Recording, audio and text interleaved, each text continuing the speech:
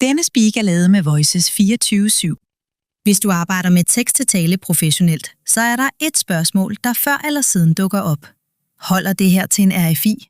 Ikke fordi teknologien ikke virker, men fordi kravene til dokumentation, sikkerhed og rettigheder gør. En RFI ligger tidligt i processen, og det er her, det bliver tydeligt, om en løsning er bygget til reel brug eller bare til at levere en lydfil. For spørgsmålene er ret enkle. Hvor ligger data? Hvem har adgang? Kan ophav dokumenteres? Er der samtykke? Hvem ejer outputtet? Og hvilke tredjeparter indgår? Det er ikke detaljer. Det er det, der afgør, om man kommer videre. Tekst-til-tale ser ofte fint ud på overfladen, men når de spørgsmål bliver stillet, så er det ikke alle setups, der kan svare klart. Hos os er det ikke noget, vi skal finde svar på.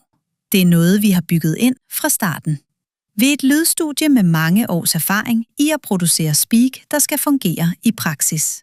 Derfor er platformen ikke udviklet ud fra features, men ud fra, hvad der virker. Det betyder navngivende stemmer tilknyttet vores studie, dokumenteret ophav og rettigheder, gennemsigtigt setup, ensartet lydkvalitet, klar til brug.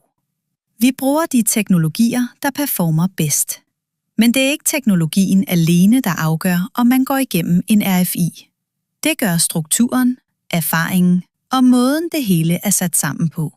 Så hvis tekst-til-tale er en del af jeres setup, og det skal bruges professionelt, så er spørgsmålet ret enkelt. Holder det til en RFI? Sidder du med en RFI eller lignende og vil have en reel sikkerhedsvurdering, så send den gerne til os. Vi udfylder den konkret, så jeres IT, jura og compliance har et klart grundlag at vurdere ud fra, uanset om det er en nysgerrighed eller en konkret case. Vi høres ved på Voices 24/7.